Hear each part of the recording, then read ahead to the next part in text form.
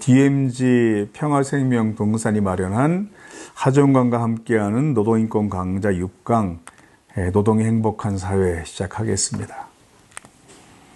노동운동의 활발한 사회는 어떻게 변화했을까요? 노래에 세금 좀 많이 걷어요? 이렇게 물어보니까 그 노래의 청년이 답합니다. 돈을 많이 버는 사람들의 경우에는 48%까지 세금을 냅니다. 거의 절반 정도 세금 내는 거죠. 세금 많이 내고 받는 게 뭐예요? 이렇게 물어보니까 교육이 다 무료예요. 대학교까지 완전 무상 교육, 병원비도 무료 혜택.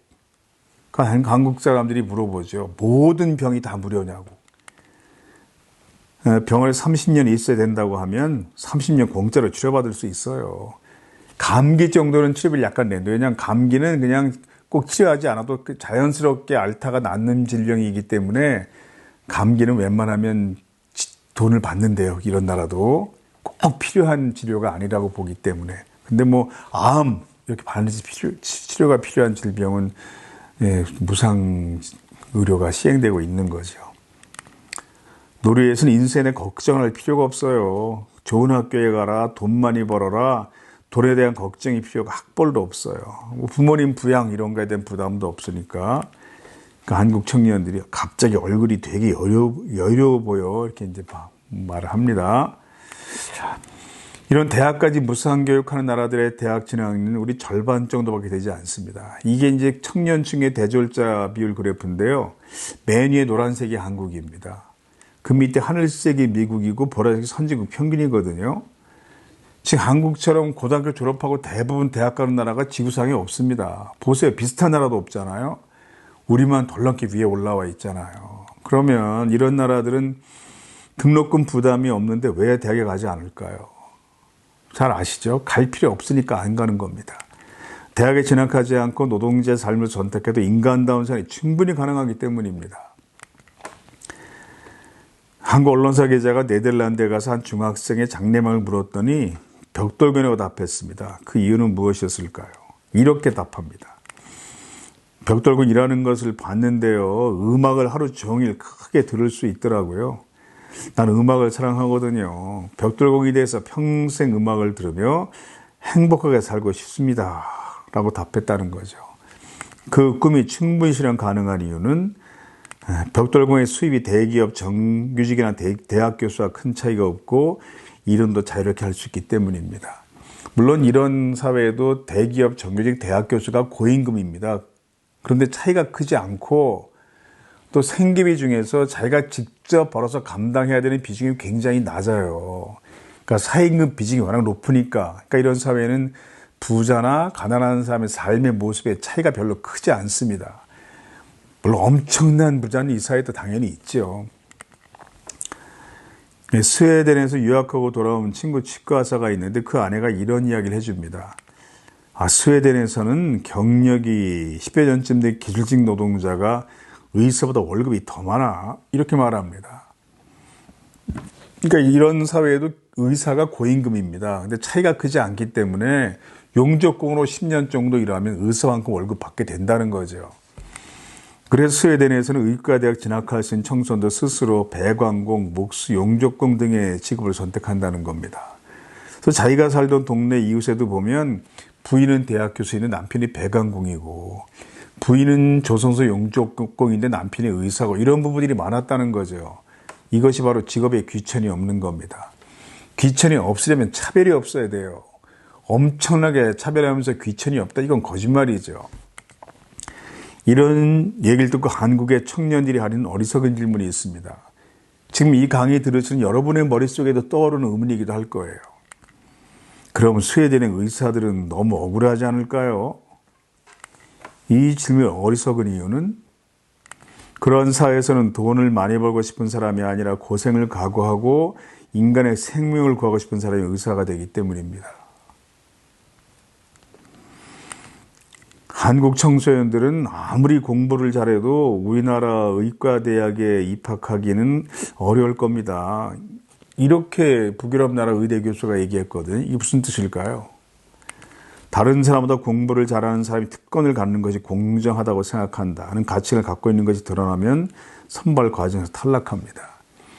그러니까 이런 나라 의과대학 학생 선발 기준은 우리처럼 전교 1등인가 이게 중요한 게 아니라 그냥 기초학력을 갖춘 사람 중에서 생명을 존중하는지 사명감이 있는지 응급환자 때문에 밤잠을 설쳐도 평생 불평하지 않을 철학적 토대를 갖춘 사람인지 이런 게 굉장히 중요한 거거든요. 근데 이 비슷한 기준은 유엔 청년 인턴 채용 기준에도 있어요. 그래서 한국의 이런 시험 문제를 푸는 능력이 뛰어난 사람이 특권을 갖는 게 당연하다 이런 생각 가진 사람들은 유엔의 청년 인턴으로도 채용되기 어렵습니다. 이건 이제 문재인 정부에서 지방에 공공의대 설립한다고 그랬을 때 대한의사협회인가요? 하여튼 의사협회가 반대하면서 만들었던 홍보물이잖아요. 매년 전교 1등을 놓치지 않기 위해 학창시절 공부에 매질한 의사. 성적 한참 모자라지만 그래도 의사가 되고 싶어 추천제로 입학한 공공의대 의사. 당신은 누구한테 진료받고 싶냐? 거의 협박한 건데요. 이게 무슨 얘기냐 하면 의과대학이 너무 많아지면 전교 1등이 아닌 사람도 의사가 될 수 있다는 겁니다. 그럼 당신은 누구한테 진료받고 싶냐? 전교 1등이 아니고 기초학력을 갖추고 있으면서도 의대 간 사람을 여기 성적 한참 모자라지만 이렇게 이제 표현한 건데요. 제가 그래서 이 홍보물 나왔을 때 그 서울대 의대 출신 우석균 선생을 강사로 초빙해서 강의를 들었어요. 노동 아카데미에서. 이분은 인도주 실천 의사회 공동대표 하고 있는 정말 훌륭하신 의사죠. 근데 이분이 와서 그런 얘기 하더라고요. 전교 1등 의대 가는 건 낭비입니다. 제가 서울대 의대 다녔지만요. 의과대학은 성적은 중상 정도 하면 충분히 따라갈 수 있어요. 성실하고 말 잘 듣고 시키는 거 잘 따라하고 그리고 생명을 존중하고 사명감을 가진 이런 사람들이 의과대학 가면 됩니다. 이렇게 얘기하던데 실제 북유럽 나라들은 그런 사람이 의대를 가거든요. 건물주 되고 싶은 사람들은 의대 안 갑니다. 그런 나라에서는. 그 세계 인기 직업이 주제였을 때 이 영국 청년이 영국의 인식종을 뭐라고 그랬을까요? 영국에서 가장 인기 있고 존경도 받는 직업 목수요. 이렇게 말했습니다. 그러면서 목수 와 멋있잖아요. 라고까지 말했거든요. 이것도 무슨 뜻일까요? 목수가 왜 멋있을까요? 제 이름이 하종강입니다. 지금 하종강 옆에 외모, 품성, 경제력, 호감도 등이 모두 비슷한 사람이 한 명 있다고 쳐요. 여러 가지가 더 비슷한 사람이 있다고 칩시다. 하종강은 집을 지을 줄 모르고 옆에 사람은 집을 주자합니다. 그럼 누가 더 멋있습니까? 이건 너무 쉬운 선택이잖아요. 노동이 존중받으면 그렇게 되는 거예요. 그럼 그러한 나라에 굳이 대학 간 학생은 어떤 학생일까요? 좀 이상한 학생들 있잖아요. 공부 자체를 좋아하는 학생들 있잖아요. 논어에 나오는 것처럼 배우고 익히는 것 자체가 기쁨인 사람들. 이런 좀 얄미운 사람들 있잖아요, 보면. 이런 사람들이 대학에 가면 돼요. 대학은 공부를 좋아하는 사람이 학문에 대한 열정으로 가야죠.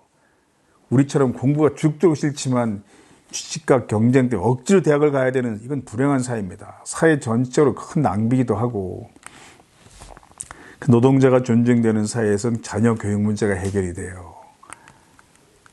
독일에서는 일반 학생 사교육 금지하면 어느 정도로 금지하냐 하면 많이 알려진 이야기인데요. 독일에 사는 한국인이 자녀가 학교 갈 때가 되니까 취약 통지서가 한 장 오더랍니다. 독일도. 그런데 그 취약 통지서에 경고문이 써 있더라는 거죠. 그 경고문은 그 도시에 한국인 거주자가 많아지면 생긴 경고문이랍니다. 귀대의 자녀가 입학 전에 글자를 깨우치면 학교에서 다른 학생에게 피해를 입히는 존재가 됩니다. 절대로 미리 가르치지 말라는 겁니다. 그래서 독일은 학원이 아예 없습니다. 특기적성 학원이 있고 장애학생 공부하는 학원이 있는데 비장애학생이 다니는 학원은 없어요. 독일에는. 공부는 학교에서 하는 거니까. 근데 한국의 부모는 이게 상상이 안 되는 일이잖아요. 할 수 없이 부모가 직접 가르쳐서 보냈답니다. 독일의 알파벳가 아베체대라고 그러잖아요. 담임교사가 전화해서 분노하더랍니다. 왜 그렇게 비겁한 일을 하셨습니까? 당신 아이만 100m 달리기 50m 앞에서 뛰게 하고 싶었습니까? 그 아이가 혼자 안다고 만일 건방져지고 수업에 집중하지 않아서 인격 형성에 문제가 생기면 당신 걸 책임질 거냐고. 그 학생 때문에 이번 학기 내가 정상적인 수업 진행이 불가능해졌습니다. 당신이 교사의 권위를 침해한 겁니다. 왜 교육을 학교에 맡기지 않습니까? 이렇게 말하더라는 거죠. 영국에서도 선행학습은 커닝보다 더 부도덕한 이다라고 가르칩니다. 프랑스에서는 유치원에서 알파벳이나 구구단을 가르치면 설립학을 취소해버려요. 그러면 어느 나라 가정이 아이들이 더 화목하고 행복하게 살아갈까요? 한국 가정에서 부모와 자식 간에 공부해라 이 말만 하지 않아도 얼마나 가정의 분위기 화목해지겠습니까? 청소년 전문가가 그런 얘기를 하던데 코로나19로 사망한 청소년은 거의 없습니다. 불과 한두 명 정도입니다. 그렇지만 학업 스트레스로 자살하는 중고등학생 1년에 200명 이상 나온다는 거잖아요. 여러분 생활비 중에서 자녀 그 사교육비 부담만 없어져도 얼마나 여유 있게 살 수 있겠어요, 그 돈으로. 충분히 가능합니다. 노동자가 정당한 덜 받는 사회가 되면 가능한 일인 거예요. 노동 문제가 해결돼야 교육 문제도 해결됩니다. 그래서 작은 결론, 노동자들이 행복하게 살기 위한 노동운동이 사회의 많은 문제를 해결하고 발전시키는 거죠. 노동자들이 행복하게 살기 위한 노동운동이 사회 발전의 동력이 될 수 있다는 거예요. 그럼 유럽의 복지과도 이러한 제도를 어떻게 도입했을까요? 그 사회 부유층이 스스로 깨닫고 자, 이제 우리가 세금을 엄청나게 낼 때가 되었어. 스스로 법을 개정했을까요? 결코 아닙니다. 다 비슷한 과정들을 밟았습니다. 노동운동의 성과였습니다. 물론 노동운동이 혼자 하진 않았죠. 그러나 거의 한 80% 역할은 노동운동이 담당했다. 노동운동이 중심이 된 진보정당이 담당했다. 이렇게 설명해도 지나친 표현은 아닙니다. 그래서 유럽 사회에는 노동자가 역사의 주인이다. 이런 정서가 있는 거예요. 이런 정서는 이제 올림픽 때도 나타납니다. 영국은 올림픽 개막식 행사를 2시간 동안 어떤 내용으로 채웠을까요? 영국살 만든 각종 노동자들의 모습으로 영국은 노동자들이 만든 나라요. 이런 내용으로 제조 금속 노동자, 농업 노동자, 병원 노동자, 모든 연주자 복장도 서민 노동자의 복장으로 물론 공무원 노동자, 군인들도 나옵니다. 한쪽에 지식 노동자들도 있고 병원 노동자 조명은 왜 야간일까요? 당신들이 잠들었을 때에도 우린 쉬지 않고 일하며 생명을 지켰습니다. 이런 내용이니까 노동자들이 쇠의 주물로 만든 원고리가 하늘에 올라가서 거대한 오륜기를 만드는 밑에 보면 여기 제로 크루세이드라는 현수막이 보이죠? 이건 우리나라로 치면 동학농민전쟁이나 87 노동자의 대투쟁 같은 영국의 대표적인 노동자 행진운동입니다. 이런 내용으로 2시간 넘는 개막식 행사 내용을 꾸민 거예요.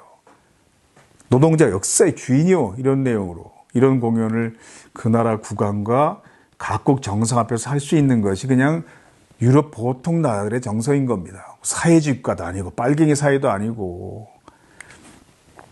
우리 언제 이런 사회가 될 수 있을까요? 시민들은 다 파업을 이해하고 존중하고 학교에서 철저히 노동교육을 하고 차관까지 노동조합에 가입하고 무상교육, 무상의료가 시연된 사회. 막막해 보이죠? 꼭 그렇지는 않습니다. 장하준 교수입니다. 한국에 나온 세계적인 경제학자 석학이죠. 이 책 속표지에 친필로 쓴 글을 넣었는데 잠깐 눈으로 보겠습니다.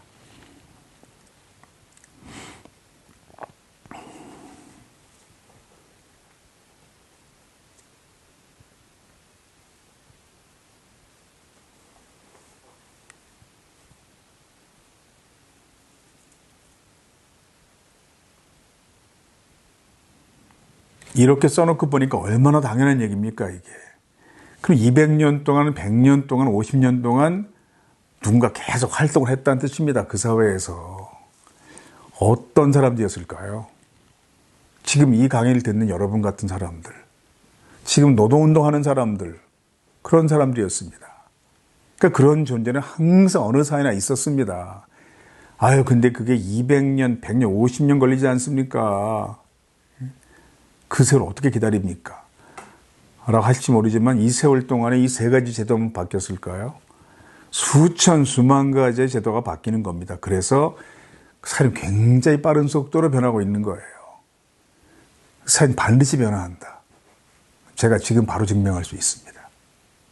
여러분 지금 이런 강의 들었다는 이유로, 뭐 저는 이런 강의를 했다는 이유로 아무도 모르는 곳으로 잡혀가서 막 몇 시간 동안 조사받고 고문당하고 감옥에 몇 년 다녀올까 봐 지금 걱정하는 분 계십니까? 이런 강의 때문에? 한 분도 안 계시잖아요. 그렇지만 생각해 보십시오. 한국 사회 이렇게 된 지 얼마 안 됐습니다. 우리 세대는 정말 잘하죠.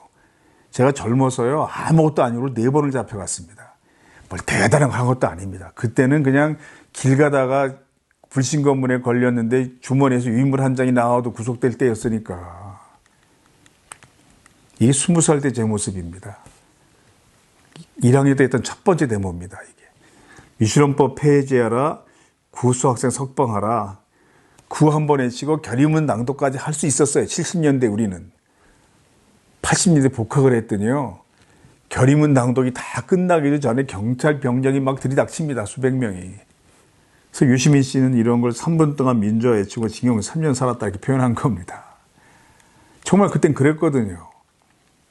근데 지금 제가 몇 시간에 걸쳐 이런 내용 강의하면서도, 여러분 강의 들으면서도 아무도 잡혀가지 않잖아요. 제가 그때 잡혀가면서 했던 주장들이 제 강의 내용보다 별로 센 내용들도 아닙니다. 아, 대학은 자유와 진리의 광장이면 이 정도 가지고 막 잡혀갔으니까 그때는. 근데 지금 이런 강의를 이렇게 마음 놓고 할 수 있고 인터넷에서 이렇게 들을 수 있는 사회가 됐으니 얼마나 사회가 많이 바뀐 겁니까? 우리가 바꾼 거예요.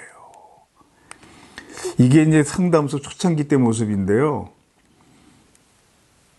그 해고된 노동자들하고 이제 노동법 공부하고 그런 모습입니다. 그런데 제가 어디에 앉았나 잘 보세요. 왜 제가 문 쪽에 앉았을까요? 그때는 전국 모든 지역에서 그 활동하는 사람들에게 어떤 원칙들이, 활동 수칙들이 마련됐는데 공통적으로 들어가 있는 내용이 있었어요. 이런 회의, 모임 할 때에는 항상 체격이 건장한 사람 입구 쪽에 앉는다. 왜 그랬을까요? 언제 잡으러 올지 몰랐으니까. 정말 많이 왔거든, 그때는. 안기부, 보안사, 대공, 시경, 도경, 정보과, 형사과, 제가 한번 수배가 됐더니 집에 형사들이 항상 5-6명씩 와 있었대요. 서로 다른 곳에서.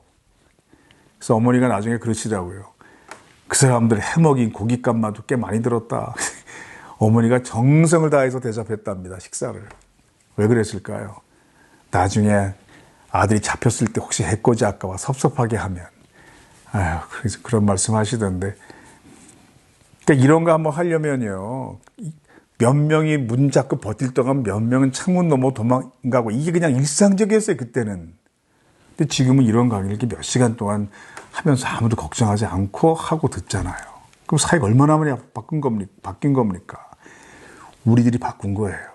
그래서 희망을 버리지 않는 겁니다. 송것에 보면 이제 이런 대사가 나와요. 법 없을 때도 노조했어. 그래도 이렇게 모여서 노동 공부했다 끌려가서 고문당하지는 않잖아. 여기까지는 왔다고 우리가. 1800년대 유럽에서 노동자 2명이 술집에 모이는 것도 불법이던 시절, 7살짜리를 하루 14시간씩 일을 시켜도 그게 계약의 자유던 시절, 그런 시절부터 피 흘려가며 만든 법이야, 노동법이. 누가? 당신 같은 사람들. 시키면 시킨 대로 못하고 주면 주는 대로 못 받는 인간들. 세상에 걸림돌 같은 인간들. 이게 드라마의 이 대사가 거의 그대로 나옵니다. 법 없을 때도 노조했어. 그래도 이렇게 모여서 노동법 공부했다고 끌려가서 고문당하진 않잖아. 여기까지 왔다고 우리가. 1800년대 유럽에서 노동자 2명이 술집에 모이는 것도 불법이던 시절, 7살짜리 하루 14시간 일을 시켜도 그게 고용의 자유던 시절, 그런 시절부터 피 흘려가면서 만든 법이야, 노동법이. 누가? 당신 같은 사람들. 시키면 시킨 대로 못하고 주면 주는 대로 못 받는 인간들. 세상에 걸림돌 같은 인간들. 그러니까 이 강의를 듣는 사람들이 좀 걸림돌처럼 보일 수는 있어요. 여러분들도 제 강의 속에서 알게 된 새로운 지식들, 아니면 노동자 활동하면서 알게 된 지식들을 일가 친척이 모였을 때라든가 아니면 뭐 동창회에 가서 한번 얘기해 보십시오. 야, 다른 나라 노동자 어떤지 아냐? 경찰 노동자, 군인 노동자, 차관도 노조에 가입하고 스파이도 노조에 가입하는 거 아냐? 한번 얘기해 보세요. 그 좋은 얘기 들을 것 같습니까? 어디서는 또 이상한 소리를 듣고 왔냐? 걸림돌처럼 보일 수 있어요. 그렇지만 이런 먼저 깨닫는 걸림돌들이 그동안 세상을 많이 바꿔온 거죠. 그래서 작은 결론, 걸림돌처럼 보일지라도 노동자 노동운동이 세상을 더 인간답고 바람직하게 바꾸는 겁니다. 그래서 여러분들이 어떤 직종에서 일을 하든지 자신의 권리 소중히 생각하고 당당히 주장하는 삶이 첫 번째, 여러분 삶의 질을 개선해요. 그런 활동이 삶을 가치 있게 채웁니다. 그리고 또 그런 활동이 모여서 세상을 변화시키는 굉장히 중요한 동력이 되는 거죠.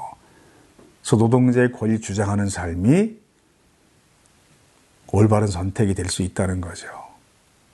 행복한 노동자들로 당당하게 살아가시기 바랍니다. 노동의 행복한 사회 여기서 마치겠습니다. 고맙습니다.